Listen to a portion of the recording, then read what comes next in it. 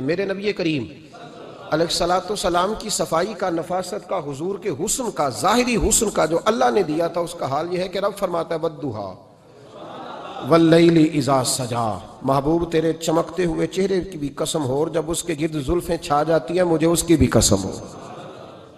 اور حضرت عبداللہ بن رواحہ نبی پاک کے صحابی ہیں، وہ فرماتے ہیں کہ حضور کوئی معجزہ نہ دکھاتے، نہ چاند توڑتے، نہ ڈوبا سورج موڑتے، نہ درختوں سے کلمہ پڑھواتے، کوئی معجزہ نہ دکھاتے، پھر بھی نبی پاک کا چہرہ اتنا خوبصورت تھا کہ لوگوں نے دیکھتے جانا تھا اور کلمہ پڑھتے جانا تھا۔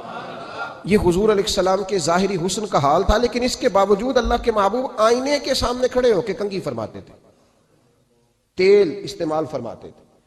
اللہ کے محبوب علیہ السلام اپنے بالوں کے درمیان سے مانگ نکالتے تھے، آدھے بال ایک طرف ہوتے تھے، آدھے ایک طرف ہوتے تھے، اور صحابہ فرماتے ہیں کئی دفعہ حضور امامہ اتارتے تو ان بالوں کے بیچ جو خوشبو لگی ہوتی اس کا رنگ بھی ہم دیکھا کرتے۔ حضور صاف لباس پسند کرتے تھے۔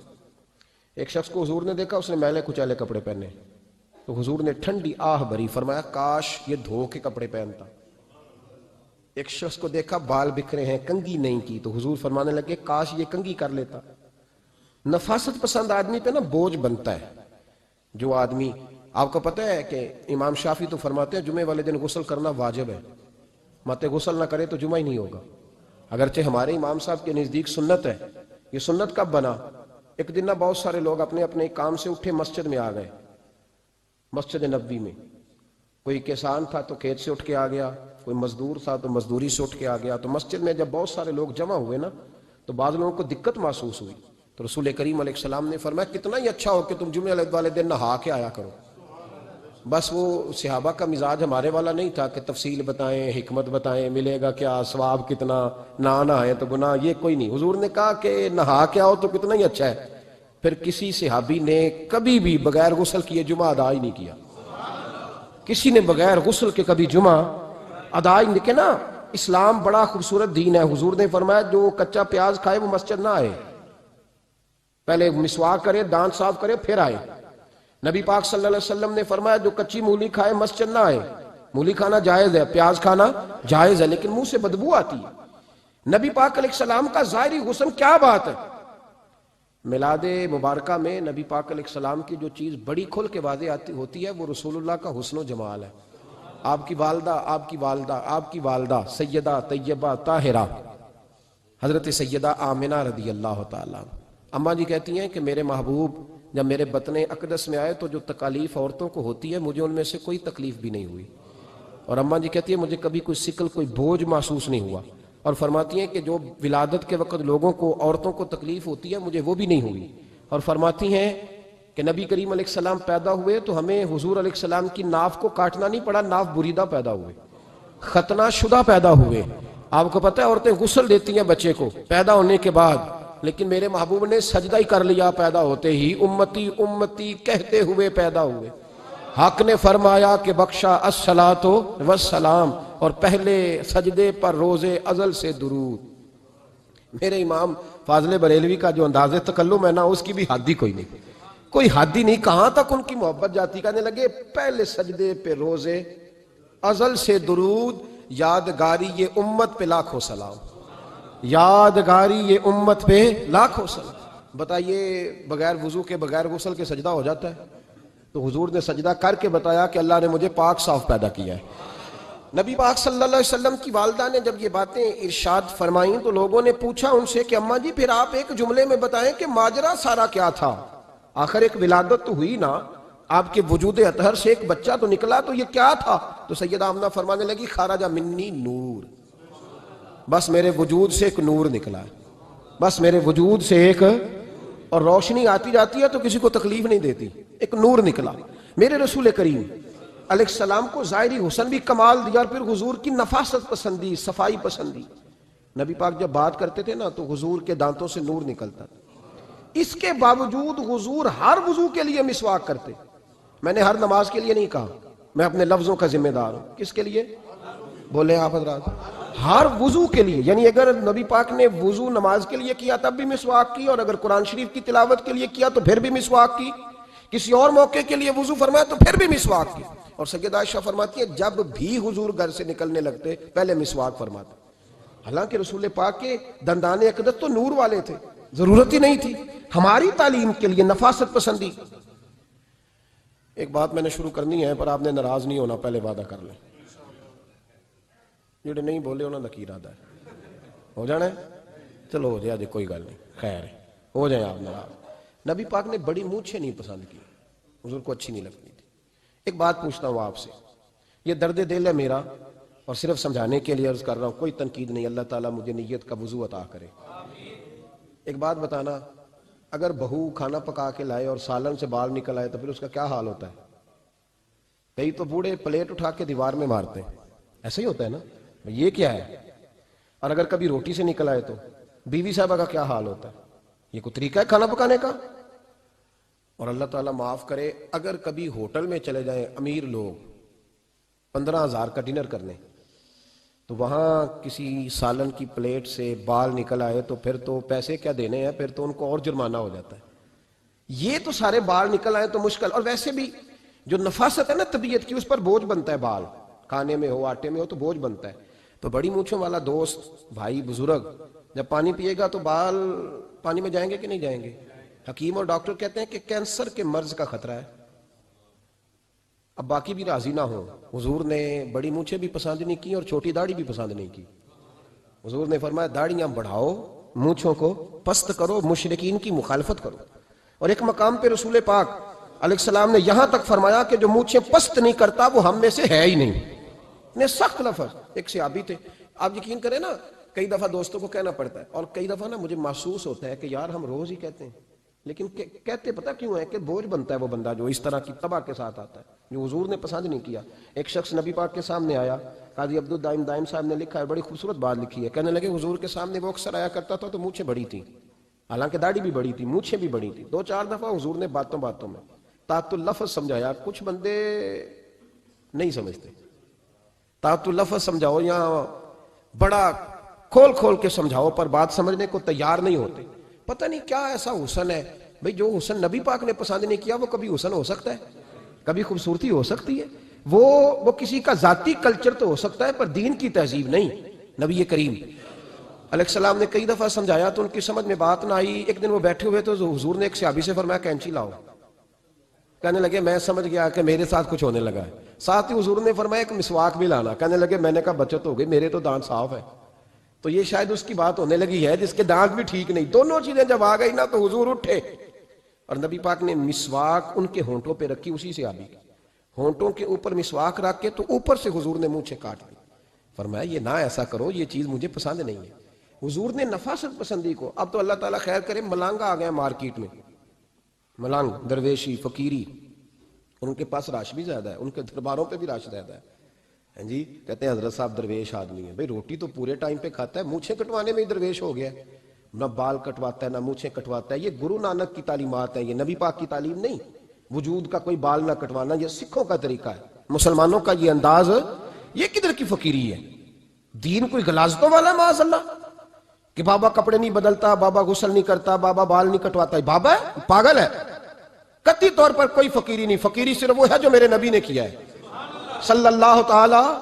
اس منبر پر بیٹھنا فقیری ہے چونکہ حضور ہر جمعے بیٹھا کرتے تھے.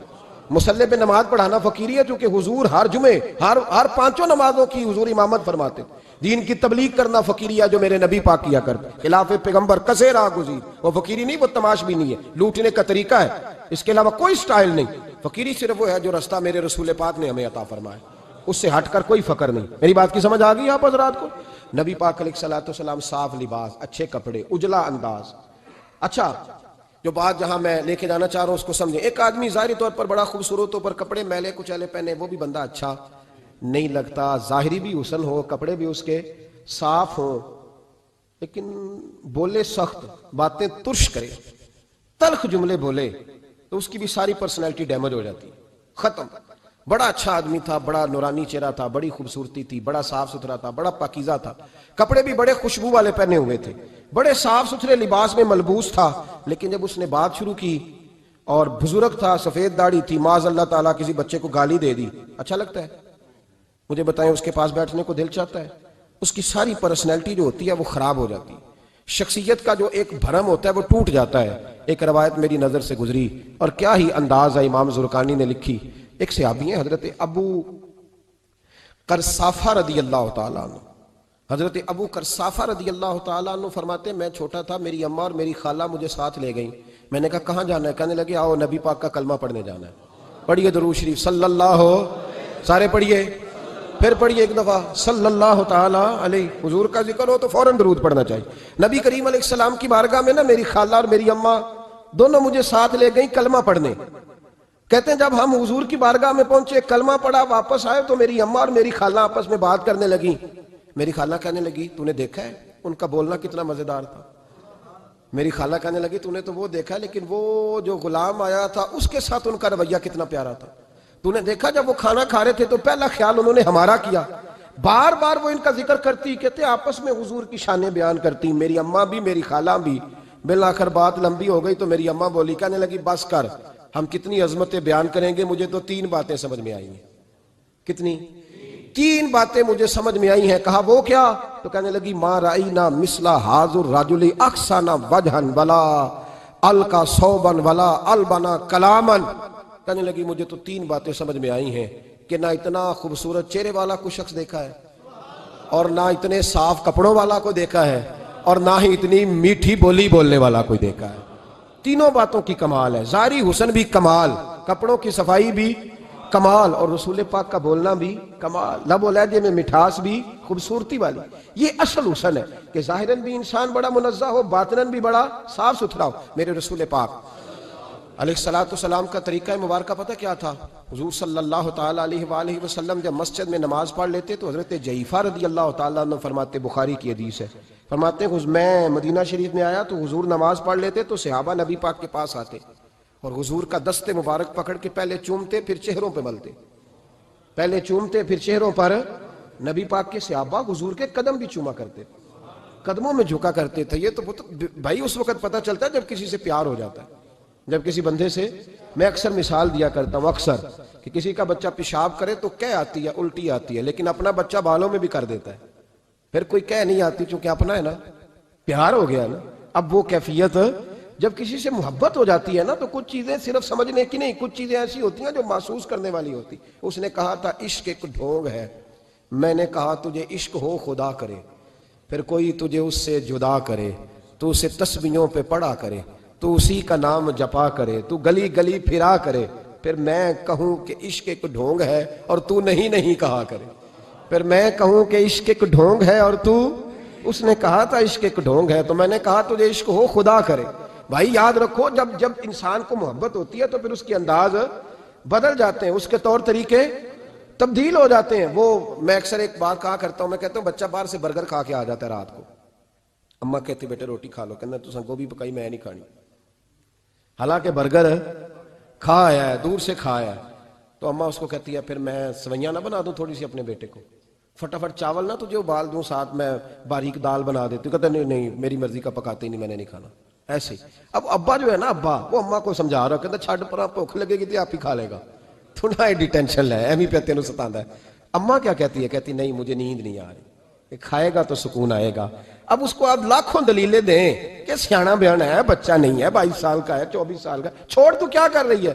لیکن اماں کو کوئی سمجھا سکتا؟ کیوں نہیں سمجھا سکتا کہ اسے اپنے بیٹے سے پیار بڑھائے. وہ کیا کرے، وہ مجبور ہے، اس کے دل کی کیفیت اس طرح کی ہے کہ کوئی دنیا کی طاقت اسے سمجھا سکتی، سوال ہی نہیں پیدا ہوتا کوئی اسے سمجھا سکے. یہ ممکن کیسے ہو، کیسے سکتا ہے؟ یہ محبت ہے. میرے رسول پاک علیہ السلام کے صحابی حضرت جعفر فرماتے ہیں میں حضور کی بارگاہ میں آیا تو صحابہ کیا کرتے؟ نبی پاک کا دست مبارک پکڑتے، پہلے چومتے پھر چہرے پہ ملتے. بخاری ہے. فرماتے میں نے کہا یہ کیا کر رہے ہیں؟ پھر اچانک میرا بھی دل کیا ذرا کر کے تو دیکھو. کچھ چیزیں چکھنے پہ پتہ لگتا ہے کتنی مزیدار ہے. کہتے میں بھی قریب گیا، حضور کے دست مبارک میں نے ہاتھ ڈالا. فرماتے ہاتھ پکڑا ہی تھا کہ نبی پاک کا ہاتھ برف سے بھی زیادہ ٹھنڈا. فرماتے ہیں پھر میں نے پکڑ کے چہرے پہ ملا تو کستوری سے زیادہ خوشبو آ رہی تھی دست مبارک. فرماتے ہیں اب میرا چھوڑنے کو دل ہی نہیں کر رہا تھا، اب میری طبیعت نہیں مان رہی تھی. میرے نبی کریم علیہ السلام اللہ کی دلیل ہیں، ہر پاکیزگی، ہر حسن، ہر کیف اللہ نے اپنے رسول کو عطا فرمایا. دنیا کی جتنی غلاظتیں تھیں جب کوئی حضور کے قریب جاتا تھا تو ساری غلاظتیں دور ہو جاتی. کما ارسلنا فیکم رسولا منکم یتلو علیکم آیاتنا ویزکیکم. اللہ فرماتے ہیں میرے محبوب تم پر میری آیتیں پڑھیں گے اور تمہیں پاک فرما دیں گے. تمہاری ساری ناپاکیاں نبی پاک دور کر دے، ہر غلاظت تم سے دور ہٹ جائے۔ ایک صحابی ہیں حضرت شیبہ بن عثمان رضی اللہ تعالی عنہ، وہ کہتے ہیں میرے والد کو اور میرے چچا کو مسلمانوں نے احد میں قتل کر دیا تھا، میرے دل میں بڑا غصہ تھا، بڑا جلال تھا کہ کبھی مجھے موقع ملے تو میں بدلہ لوں گا۔ کہتے ہیں فتح مکہ کے بعد نبی پاک علیہ السلام حوازن کی جنگ کے لیے نکلے، مجھے پتا چلا حضور جا رہے ہیں، تو میرے اندر شعلے بھڑک رہے تھے انتقام کے۔ روز میں منصوبہ بندی کرتا، پلاننگ کرتا کہ کسی طریقے سے میں ان تک پہنچوں گا اور بدلہ لوں گا۔ کہتے ہیں نبی کریم علیہ السلام نہ حوازن کے لیے پہنچ چکے تھے، فرماتے ہیں میں بھی جنگ میں جا کے شریک ہو گیا، اور میں نے طریقہ اس طرح کا اختیار کیا کہ کسی طریقے میں حضور تک پہنچ جاؤں۔ سمجھ آ رہی ہے میری بات کی؟ نبی کریم علیہ السلام تک کسی طریقے پہنچ جاؤں۔ فرماتے ہیں لڑتے لڑتے، لڑائی کے دو طریقے ہوتے تھے، کبھی تو ایسے ہوتا تھا کہ ایک دو آدمی مل کے آپس میں لڑتے تھے، پھر گمسان کا رن پڑتا تھا، گھمبیر ہو جاتی تھی جنگ، سمجھ نہیں آتی تھی تیر کہاں سے آیا، نیزہ کہاں سے آیا۔ فرماتے جب گمسان کا رن پڑا نا، مجھے موقع مل گیا، میں حضور کے قریب پہنچ گیا۔ حضرت شیبہ بن عثمان رضی اللہ تعالیٰ عنہ کہتے جب میں پہنچ گیا تو میں نے نا دیکھا کہ اب حضور کے قریب لوگ نہیں ہیں۔ فرماتے میں نے نا فوراً تلوار اٹھائی، تلوار اٹھا کے میں حضور کو معاذ اللہ شہید کرنے ہی لگا تھا کہ ایک نور چمکا حضور کے سامنے۔ پڑھیے درود صلی اللہ علیہ وسلم۔ کہتے ایک نور چمکا، اتنی تیزی تھی اس نور میں کہ میری آنکھیں بند ہو گئی، میرے ہاتھ سے تلوار گر گئی، آنکھیں چندھا گئی میری۔ فرماتے تلوار میرے ہاتھ سے چھوٹ گئی۔ اب جب وہ روشنی مدھم ہوئی نا تو میں نے دیکھا نبی پاک سامنے کھڑے مسکرا رہے ہیں۔ میں نے کر دیا، آپ نے سن لی، ذرا دیکھو تو صحیح، جو تلوار لہرائے اسے دیکھ کے بھی کبھی کو مسکرایا ہے؟ جس نے تلوار ہی لہرا دی، جو شہید کرنے ہی لگا تھا، پہنچ گیا تھا۔ لیکن یہ اخلاق میرے رسول پاک کا ہے صلی اللہ اعلیٰ حضرت فاضل بریلوی کا ایک شعر میں نے پڑھا۔ کئی کچھ چیزیں ایسی ہوتی ہیں جو بس نا وہ آتی تو سامنے ہیں لیکن وہ اتنا لطف دے جاتی ہیں کہ ٹھنڈا ہو جاتا ہے مزاج۔ رات کو میں شعر پڑھ رہا تھا اعلیٰ حضرت کا فاضل بریلوی رحمت، اور میں نے شعر پڑھا تو مجھے اچھا لگا سنانا۔ ایک دوست کو میں نے فون کیا، میں نے کہا یار ذرا شعر تو سن لے، یہ پہلی دفعہ نظر سے گزرا ہے، ابھی سیدھا سادہ لیکن روح تک اتر گیا۔ اعلیٰ حضرت فرمانے لگے نبی پاک کے بارے میں، فرمانے لگے سیدھی سیدھی روش پر کروڑوں درود، سیدھی سیدھی روش پر، بالکل سیدھی ہے حضور کی باتیں، کسی پیچیدگی کی ضرورت نہیں۔ کہنے لگے سیدھی سیدھی روش پر کروڑوں درود، سادی سادی طبیعت پہ لاکھوں سلام، سادی سادی طبیعت پہ سیدھی سیدھی روش پر کروڑوں درود اور سادی سادی طبیعت پہ لاکھوں سلام۔ میرے نبی کریم صلی اللہ علیہ وسلم مجھے دیکھ کے مسکرائے، اور فرمایا جب حضور مسکرائے نا تو میں نبی کریم علیہ السلام کو دیکھ کے حیران ہوا کہ میں نے تلوار تانی تھی اور حضور نے مسکرانا شروع کیا۔ فرماتے اب حضور نے مجھے بلایا، آواز کے ساتھ نہیں بلایا، حضور نے اشارہ کیا یوں کر کے، فرمایا ادھر آؤ نا۔ فرماتے مجھے اب یہ بھی سمجھ نہیں آئی کہ کس نے مجھے اٹھا کے حضور کے قریب کر دیا۔ فرماتے میں نبی کریم کے قریب گیا تو حضور نے میرے دل پر 3 تھپکیاں دی۔ ایک تھپڑ ہوتا ہے، ایک تھپکی ہوتی ہے، پتہ ہے نا فرق کا؟ ایک تھپڑ کو مارے تو جلال آتا ہے اور تھپکی دے تو پیار آتا ہے۔ کہتے ہیں حضور نے 3 تھپکیاں دی اور دی بھی میرے دل پر، 1 پھر 2 پھر 3۔ کہتے ہیں پہلی تھپکی دی تو میرے اندر سے کفر نکل گیا، دوسری تھپکی دی تو میرے اندر ایمان داخل ہو گیا، اور تیسری تھپکی جب نبی پاک علیہ السلام نے دی تو مجھے ہر چیز سے بڑھ کر رسول اللہ سے پیار ہو گیا، محبت ہو گئی نبی کریم سے۔ آپ فرماتے ہیں اب حضور نے نا فوراً میرے ہاتھ میں تلوار تھمائی، فرمایا پہلے تو ہمارے خلاف لڑ رہا تھا، تلوار پکڑ، اب ہماری طرف سے لڑ، تلوار پکڑ اور لڑ۔ آپ فرماتے ہیں میں اتنا لڑا کہ جو حضور کا دشمن سامنے آتا میں گلا کاٹ دیتا، جو آتا میں اس کے ٹکڑے کر دیتا۔ فرماتے ہیں پہلے میں باپ کا بدلہ لینے آیا تھا، اور اب میرا یہ حال ہے کہ اگر میرا باپ بھی سامنے آئے گا تو میں اس کا بھی گلا کاٹ دوں گا، لیکن حضور کے قریب کسی کو جانے نہیں دوں گا۔ حضرت شیبہ بن عثمان کہتے ہیں جنگ ختم ہو گئی، حضور خیمے میں گئے، میں بھی گیا، اب نبی پاک لوگوں سے باتیں کر رہے ہیں، حضور لوگوں سے باتیں کر رہے ہیں، میں ایک کونے میں بیٹھا سوچ رہا ہوں کہ میں تو بدلہ لینے آیا تھا، یہ میرے ساتھ ہوا کیا؟ حضور لوگوں سے باتیں کرتے جا رہے ہیں، میں سوچتا جا رہا ہوں کہ میں تو انتقام لینے آیا، یہ کیا معاملہ ہوا؟ کہتے ہیں محبوب نے اچانک میری طرف نظر اٹھائی اور فرمانے لگے شیبہ ایک ارادہ تو نے کیا تھا جو غلط تھا، اور ایک ارادہ میرے رب نے کیا ہے اور تیرے اوپر فضل فرما دیا ہے۔ فرماتے حضور نے اب مجھ سے فرمایا کوئی خواہش ہو تو بتاؤ، مانگ لو کچھ مانگنا ہے تو۔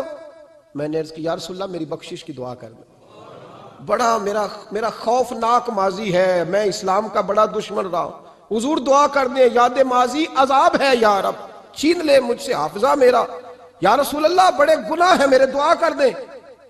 کہتے میں نے دعا کے لیے کہا اور حضور پھر دوسرے لوگوں سے باتیں کرنے لگ گئے، کبھی اس سے کبھی اس سے کبھی اس سے۔ میں سوچنے لگا کہ میری بات کا کوئی جواب ہی نہیں آیا۔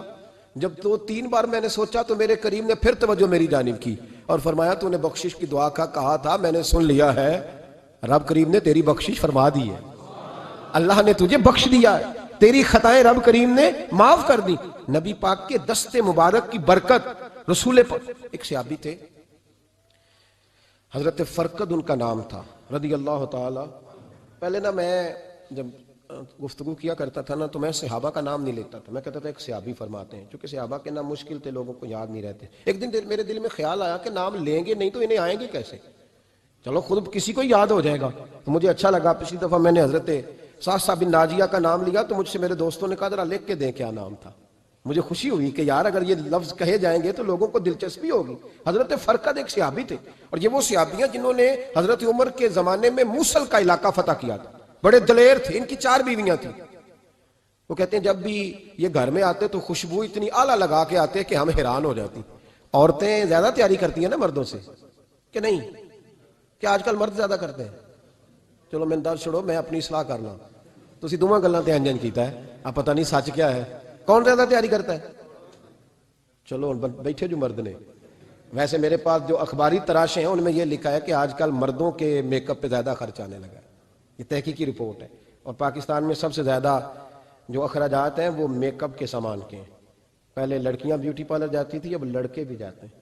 پہلے صرف دلہن جاتی تھی، اب سارا خاندان جاتا ہے۔ اللہ تعالیٰ معاف کرے۔ اس کے باوجود بڑی غربت ہے ملک میں، پریشانی بھی بڑی ہے، اس کے علاوہ ہمیں غریبوں کا درد ہے، اس کے باوجود ہم لوگوں کی مدد کرنا چاہتے ہیں۔ پتہ نہیں کیا ترجمہ کیا ہم نے غریب پروری کا، کیا معنی بنایا، اللہ ہی بہتر جانتا ہے، کہ وہ چیزیں جن کی بالکل حاجت نہیں، بالکل ضرورت نہیں، ان پر لاکھوں لٹا کے کہتے ہیں وہ دیکھو بیچارے کو روٹی نہیں مل رہی۔ تو بھائی آپ مہربانی کرتے خالی کنگھی کر لیتے، باقی پیسے غریب کو دے دیتے۔ لیکن چلے معیار ہے نا ہمارا، اپنا معیار ہے، اس پر میں جاتا نہیں، بات نہیں کرتا۔ نبی کریم علیہ السلام کہ صحابی ان کی ازواج کہتی ہیں کہ اب عورتیں زیادہ تیاری کیا کرتی تھیں، لیکن وہ جب گھر آتے نا تو اتنی خوشبو لگاتے، کہتی ہم چاروں مل کے کوشش کرنے لگی، ڈھونڈنے لگی کہ وہ خوشبو کا پتہ کریں جو یہ لگاتا ہے۔ ہم نے بازار سارے تلاش کر لی۔ عرب کے اندر آج بھی خوشبو کا بڑا شوق ہے اور بڑی مہنگی خوشبو ملتی ہے، کبھی آپ بازار جائیں، کہتی ساری خوشبوئیں لگا لی، تھک گئیں۔ ایک دن چاروں سوتنے مل کے بیٹھی، کہنے لگی ہم نہیں اس کا مقابلہ کر سکتے، آج پوچھ ہی لے کہاں سے خوشبو لگاتا ہے، پوچھ ہی لیتے ہیں، چلو بات ہی ختم ہو جائے، پوچھ لیں۔ یہ ہم جتنی مرضی آلہ لگائیں، جب یہ آ جاتا ہے نا، کچھ لوگ میرے محفل ہوتے ہیں، جہاں آ جاتے ہیں وہاں چھا جاتے ہیں، تو یہ جب آتے ہیں تو چھا ہی جاتے ہیں۔ کیا کریں، اس طرح کا میرے محفل ہے، کیا کریں اس کا؟ فرمانے لگی ایک دن چاروں سوتنوں نے مل کے ان کو بٹھا لیا، کہنے لگی بتاؤ تو صحیح خوشبو کون سی لگاتے ہو؟ کہنے لگے کوئی بھی نہیں، کبھی لگائی نہیں، آج تک نہیں لگائی۔ تو کہتے ہیں بیویاں کہنے لگی صحابہ تو غلط بیانی نہیں کرتے، پر آپ کیا بات کر رہے ہیں، یہ کیسے ہو سکتا ہے کہ آپ آتے ہیں تو ہم حیران ہو جاتی ہیں۔ فرمانے لگے جس دن کی تم لگی ہوئی ہو نا میری خوشبو کا مقابلہ کر دے، مجھے پہلے دن کا پتا ہے۔ تو میں نے کہا چلو زور لگا ہی لیں، دیکھ ہی لیتے ہیں کہاں تک بات جاتی ہے تمہارے پاس جتنا زور لگا لو۔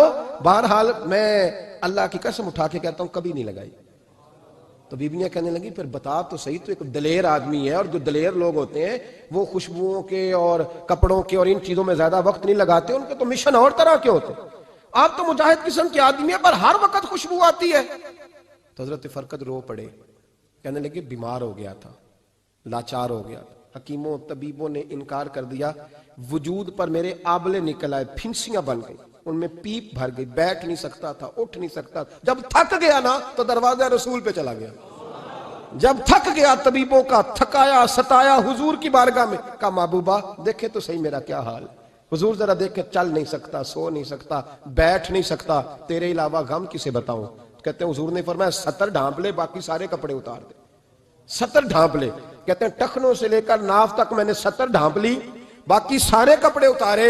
حضور کیا کریں گے؟ فرماتے ہیں نبی پاک نے دست مبارک اٹھایا، برف سے ٹھنڈا، کستوری سے زیادہ مہکنے والا، فرماتے ہیں پورے وجود پر میرے حضور نے دست مبارک ایک دفعہ لگا دیا، اب جدھر جدھر سے گزرتا ہوں ساری دنیا خوشبو سے بھر جاتی ہے۔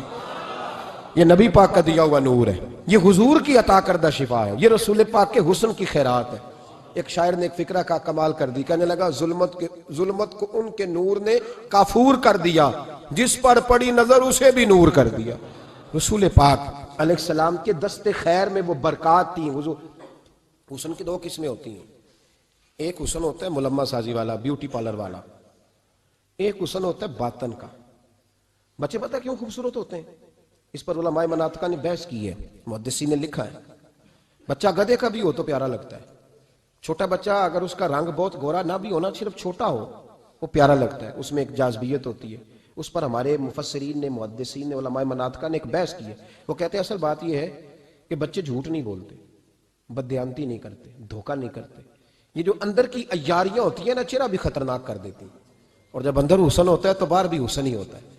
بچے میں کوئی مکاری عیاری نہیں ہوتی، فساد نہیں ہوتا، نیت میں فطور نہیں ہوتا، کسی کو لوٹنے کا ارادہ نہیں، کسی کو شیشے میں اتارنے کا پروگرام نہیں بتاتا۔ بچہ چرب زبان نہیں ہوتا، اس کو طریقہ نہیں ہوتا، وہ لوگوں کو قائل کرنے کے ہر وقت دوڑتا نہیں، الٹی سیدھی گیمیں نہیں چلاتا، کیونکہ اندر حسن ہوتا ہے تو وہ حسن اس کے چہرے پر معصومیت بن کے آتا ہے۔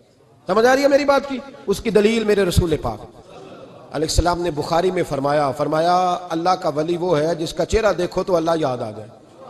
اب یہاں یہ نہیں فرمایا گورا چٹا ہو، خوبصورت ہو، بس اس کے چہرے میں معصومیت ہوتی ہے، وہ سچا ہوتا ہے، وہ کھرا ہوتا ہے، اس کا حسن چہرے پہ آتا ہے۔ میرے رسول کریم علیہ السلام کا جو حسن تھا نا، وہ اندر کی صداقت کی روشنی تھی، وہ اندر کے کیف کا نور تھا جو حضور کے چہرے پر عیاں ہوتا تھا۔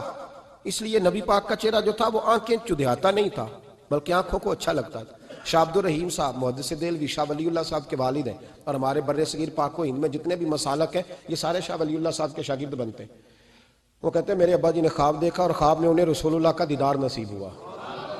تو نبی کریم علیہ السلام کی بارگاہ میں شاہ ولی اللہ صاحب کے ابا جی کہنے لگے حضور ایک بات بڑی اڑ گئی ہے میرے دل میں، بڑی، تو کتابوں سے جواب نہیں ملا، آج رب کریم نے موقع دیا ہے اس سوال کا جواب۔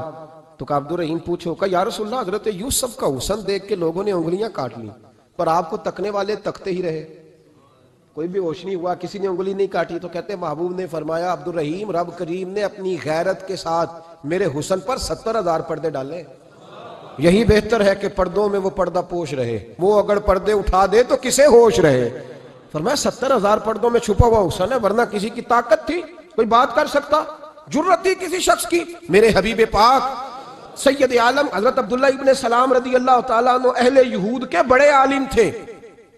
فرماتے ہیں میں تورات زبور انجیل کا جاننے والا تھا۔ جس دن حضور مدینہ طیبہ ایک قصوہ نامی اونٹنی پر بیٹھے تھے، میں حضور سے مناظرہ کرنے، بحث کرنے آیا، میرے ساتھ میرے شاگرد تھے، ارادہ تھا بحث کروں گا، نبی پاک کو بڑے معاذ اللہ کڑوے کڑوے سوال کروں گا۔ کہتے ہیں حضور بیٹھے تھے قصوہ نامی اونٹنی پہ اور گردن مبارک جھکی ہوئی، ہونٹوں پر حضور کے زیر لب ہلکی سی مسکراہٹ تھی۔ نبی پاک تھوڑا بولتے تھے پر جتنا بولتے تھے وہ دلوں میں اترتا جاتا تھا۔ فرماتے ہیں میں جب گیا نا، میرے شاگرد ساتھ تھے، مناظرہ کرنے گیا، مناظرہ شاگرد ساتھ تھے۔ فرماتے ہیں میں بڑے سوالات تیار کر کے گیا، پر حضور گھوڑے پہ بیٹھے تھے، دو باتیں میں نے سنی۔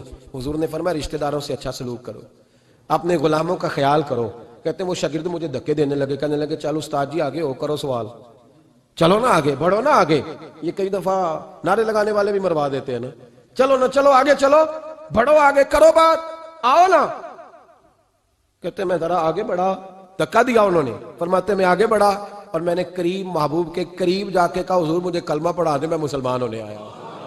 یعنی عام آدمی تو قائل ہو جاتا ہے عالم اور تورات زبور انجیل کا جاننے والا، حضور کلمہ پڑھائیں۔ کہتے ہیں میں واپس آیا نا کلمہ پڑھ کے، تو شاگرد کہنے لگے استاد جی آپ تو مناظرہ کرنے آئے تھے، یہ کیا ہوا؟ تو یہ لفظ ہے حضرت عبداللہ ابن سلام کے، فرمانے لگے تم نے نبی پاک کا چہرہ نہیں دیکھا، ان کی آنکھوں کی روشنی نہیں دیکھی، تم نے چہرے کی معصومیت نہیں دیکھی، لب و لہجے کا وقار نہیں دیکھا؟ کتنے دنوں کے تھکے ماندے آج وہ مدینے پہنچے، پر ان کے لب و لہجے میں کوئی اکتاہٹ، کوئی تھکاوٹ، کوئی لفظوں میں جھول تم نے دیکھا ہے؟